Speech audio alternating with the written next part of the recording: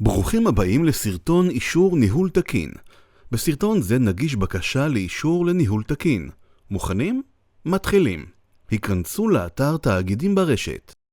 שם על מנת להיכנס לאזור האישי תתבקשו להזדהות.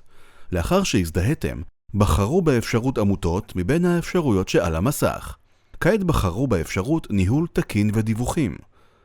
רגע לפני שתתקדמו לשלב הבא, חישבו האם אתם מתכננים להגיש גם דיווח שנתי? ככל שכן, כדאי לדעת כי בקשה לאישור ניהול תקין כוללת בתוכה הגשת דיווחים שנתיים. לכן, אין צורך בהגשת דיווחים שנתיים במקביל. לחצו על הכפתור להגשת בקשה. בחרו את העמותה שעבורה אתם רוצים להגיש בקשה לאישור ניהול תקין. שימו לב, עמותה שעבורה קיימים פחות מ-24 חודשי פעילות רצופים, תראה כאן בקשה לאישור על הגשת מסמכים.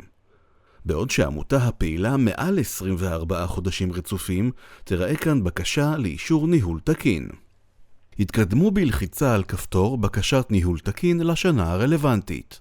הבקשה לאישור ניהול תקין מבוססת על דיווחים של שנתיים שקדמו לשנת הבקשה, ובמקרה שלנו לשנת 2024. כעת לבקשה. לחצו על כפתור הבא. שימו לב כי הבקשה מחולקת לשני חלקים, דוח מילולי חלק א' ודוח מילולי חלק ב'. דוח מילולי חלק א' כולל נתונים כלליים על העמותה, ביניהם פרטי ההתקשרות אותם יש לעדכן בלחיצה על הכפתור לעדכון פרטי התקשרות. ככל שפרטי ההתקשרות מעודכנים, סמנו וי בתיבת הסימון. כדאי לזכור כי לפי חוק התקשרויות עם גופים ציבוריים, חובה לכתוב שני מענים דיגיטליים שונים של העמותה.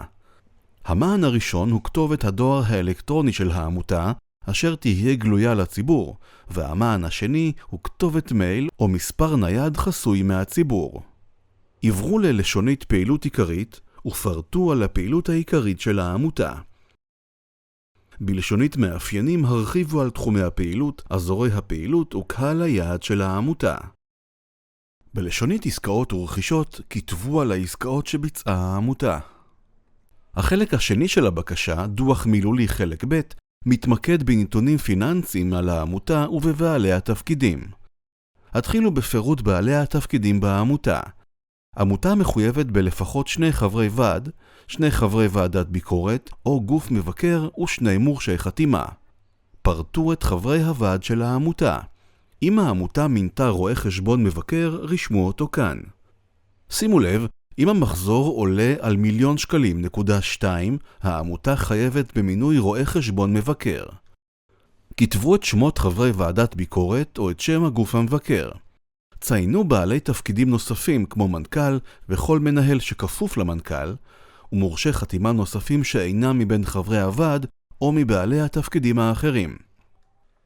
בלשונית מועסקים ציינו אם יש הוצאות של החזר וגמול, למשל הוצאות לחברי הוועד, לחברי ועדת הביקורת או לגוף המבקר. הוסיפו מידע לגבי שליטה של העמותה בתאגידים קשורים. בלשונית תרומות כתבו את רשימת התורמים של העמותה, כאשר ניתן לבקש חיסיון תורמים רק עבור תורמים יחידים. במקטע גיוס תרומות, פרטו אם נעשה גיוס תרומות מתורמים פרטיים. בעמותות שמחזורן מעל 300,000 שקלים ולהן תרומות מישות מדינית זרה, ממדינה או מגוף בשליטתה, יש צורך לפרטן. עברו ללשונית 5 מקבלי שכר. כאן כתבו את בעלי השכר הגבוה ביותר בעמותה. הוסיפו גם נתונים כספיים. בחלק הראשון כתבו את נתוני ההכנסות, ובחלק השני השלימו את נתוני ההוצאות. שימו לב, גם אם אין לעמותה הוצאות, אין להשאיר את השדה הזה ריק, ולכן הזינו 0. הנתונים שתזינו כאן ישקפו גם את הנתונים שיוצגו בדוח הכספי, אותו תצרפו בלשונית מסמכים ואישורים, עליה יוסבר בהמשך. שימו לב, כל הנתונים הכספיים בחלק העליון צריכים להיות שווים למחזור הכספי שהזנתם בפעילות עיקרית בחלק א'. החלק הבא שתתבקשו למלא הוא אספה כללית, בה מתקבלת ההחלטה לאישור הדוח המילולי והכספי של העמותה לשנת הדיווח. כתבו את פרטי האספה והיכן התקיימה. לחצו על כפתור הבא. סמנו וי בתיבות הסימון של אישור הדוח המילולי והכספי. לחצו על כפתור הוספה כדי להוסיף אותם לדוח. בשדה לשנה הזינו את שנת הדיווח, את כמות החברים שנכחו באספה, את כמות ההצבעות בעד וכמות ההצבעות נגד. בלשונית בעלי תפקידים יופיעו בעלי התפקידים כפי שמילאתם בדוח המילולי חלק ב'. בלשונית מסמכים ואישורים יש להעלות את הדוח הכספי של העמותה. שימו לב, זהו מסמך חובה עבור עמותות שמחזורן מעל 500,000 שקלים. בלשונית המלצות ועדת הביקורת אשרו את הטופס שנחתם על ידי חבר ועדת הביקורת. בלשונית פרטי הקשר הוסיפו את פרטי הקשר של ממלא הבקשה. כעת תוכלו לראות שהנתונים שהזנתם קיימים. אל תשכחו להשלים את כתובת המען האלקטרוני, כמו גם את מספר הטלפון הנייד. הגענו לשלב האחרון בתהליך, אישור הבקשה. כאן תוכלו לבחור בשתי אפשרויות. האחת חתימה דיגיטלית, והשנייה חתימה ידנית. מומלץ לבחור באפשרות של חתימה דיגיטלית למנוע סריקה חוזרת של המסמכים. במקרה שתרצו לבחור באפשרות חתימה ידנית, לחצו על הורדת שני הדוחות. שימו לב להודעה הקופצת, ובה פירוט של השלבים הבאים בתהליך החתימה. על מנת להתקדם פיתחו את הדוחות בתיקייה בה נשמרו, דוח מילולי ודיווח אספה כללית. פיתחו את דוח אספה כללית. גללו עד לעמוד האחרון בו יש מקום לחתימה של שני חברי ועד. הדפיסו את המסמך בלחיצה על אייקון ההדפסה. את אותה הפעולה בדיוק עשו גם עם הדוח המילולי. החתימו את הטפסים וסירקו אותם בחזרה למחשב, אל תשכחו לשמור אותם. יש להקפיד שהחתימות לא תעלנה אחת על השנייה, וכן להקפיד לסרוק את כל העמודים של הדוח באופן ברור וישר. את הטפסים החתומים צרפו במלואם לבקשה, על ידי לחיצה על כפתור צירוף דוח מילולי לעמותה, ולאחר מכן צירוף דיווח אספה כללית. ודאו את נכונות פרטי הבקשה, ואשרו בתיבת הסימון הריני להצהיר. לסיום ההגשה הידנית, לחצו על כפתור אישור הבקשה. עד כאן הגשה ידנית. אם בחרתם באפשרות של חתימה דיגיטלית, אזי שני חברי הוועד יצטרכו לחתום דיגיטלית.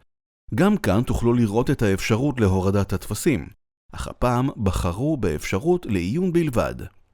בעת הלחיצה על הורדה תיפתחנה שתי שורות, בהן תוכלו לאשר את נכונות פרטי הבקשה. לסיום לחצו על כפתור אישור הבקשה. כאן הסתיימה הגשת אישור ניהול תקין של העמותה. אל תשכחו, כי יש עדיין צורך בחתימה של חבר ועד שני. הוא יראה את הבקשה באזור האישי שלו, שם יוכל לחתום על הבקשה. כעת הטפסים הוגשו והבקשה הועברה לטיפול היחידה. בשלב זה המערכת מבצעת בדיקות אוטומטיות שכוללות בדיקת תקינות של המסמכים. רק אם הכל תקין, הבקשה עוברת להמשך טיפול או מאושרת. אם המסמכים אינם תקינים, מגיש הבקשה יקבל מייל עם מכתב השלמות, שבו יידרש לתקן את הליקויים הטכניים שנמצאו, כגון חתימות, מסמכים ועוד. זה הכל. להתראות ובהצלחה.